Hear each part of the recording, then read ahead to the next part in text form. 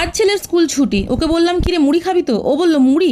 রোজ রোজ তুমি আমাকে মুড়ি খাওয়াও, আজকে আমি মুড়ি খাবো না, তুমি আমার জন্য নতুন কিছু একটা বানিয়ে দাও। তখনই মাথার মধ্যে খেলে গেল যে এমন কিছু বানাতে হবে যেটার জন্য টাইমও অনেক কম লাগবে, আর বাড়িতে যে সমস্ত জিনিসগুলো রয়েছে সেটা দিয়েই বানাতে পারবো এবং খেতেও অনেক বেশি টেস্টি হবে। আজকের এই টিফিন রেসিপিটাও কিন্তু একদম সেম, খেতে দুর্দান্ত লাগে। জাস্ট তোমরা একবার বাড়িতে বানিয়ে দাও, 5 থেকে 10 মিনিটের মধ্যে এটাকে বানিয়ে ফেলতে পারবে। একটা বাটির মধ্যে নিয়ে নাও 1 কাপ বেসন, তার মধ্যে দাও ক্যাপসিকাম কুচি, পেঁয়াজ কুচি, টমেটো কুচি, ধনেপাতাও এখানে অ্যাড করতে পারো। তার মধ্যে দিয়ে দাও গুঁড়ো, ধনে গুঁড়ো, লঙ্কা গুঁড়ো আর গোলমরিচ গুঁড়ো, পরিমাণ মতো লবণ দাও। তার মধ্যে একটা ডিম ফাটিয়ে দাও এবং ওটার কনসিস্টেন্সিটা ঠিক করার জন্য অল্প একটু জল যোগ করে দাও। তারপর একটা পাউরুটি নিয়ে যেভাবে আমি করছি ওইভাবে ডুবিয়ে নিয়ে তাওয়াতে একটু বাটার দিয়ে তার উপর এটা হালকা আঁচটাকে খুব বাড়িয়ে দিলে কিন্তু ভেতরটা কাঁচা রয়ে যাবে আর বাইরটা পুড়ে যাবে, তাই আঁচটাকে একদম স্লো রেখে এটাকে তোমাদেরকে ভাজতে হবে।